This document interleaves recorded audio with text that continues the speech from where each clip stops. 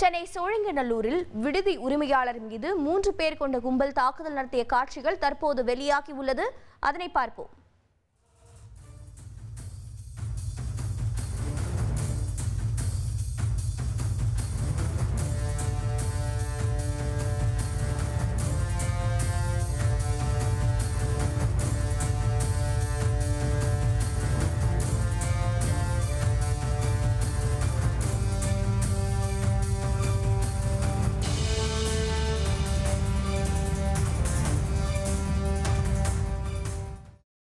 விவரங்களை செய்தியாளர்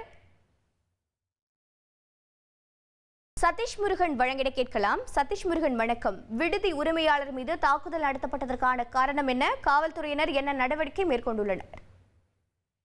வணக்கம். சென்னை சோழிங்கநல்லூர் அன்னை இந்திரா நகர் பகுதியில ஆண்கள் விடுதி நடத்தி வருபவர் சாய்குமார். இவர் ஆண்கள் விடுதி நடத்தி வரும் நிலையில சில ஆண்டுகளாக அங்க நடத்தி வருகிறார்.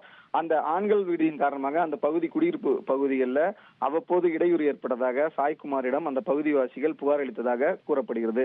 இந்த நிலையில தொடர்ந்து புகார் அளித்தும் விடுதியினுடைய உரிமையாளர் எந்தவித நடவடிக்கையும் எடுக்கவில்லை என கூறி நேற்றைய தினம் 3 பேர் கொண்ட கும்பல் அவரை விடுதியிலிருந்து சாய்குமாரை அவரது விடுதியில் இருந்து வெளியே இழுத்து வந்து சாலையில் வைத்து உருட்டுக்கட்டை உள்ளிட்ட ஆயுதங்களால் தாக்கி இருக்கிறார். இதில் அவர் படுகாயமடைந்திருக்கிறார்.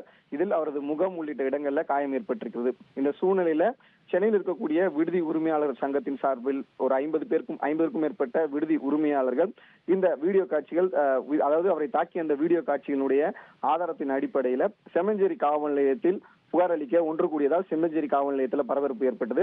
தமிழகம் முழுவதும் இருக்கக்கூடிய விடுதி உரிமையாளர்கள் தரப்புல அடுத்த கட்ட போராட்டம் நடத்தப்படுவதாகவும் அங்க தெரிவிக்கப்பட்டிருக்க சூழ்நிலை விடுதி உரிமையாளரை தாக்கியது தொடர்பாக வெளியான வீடியோ ஆனது பரபரப்பை ஏற்படுத்தி இருக்கிறது.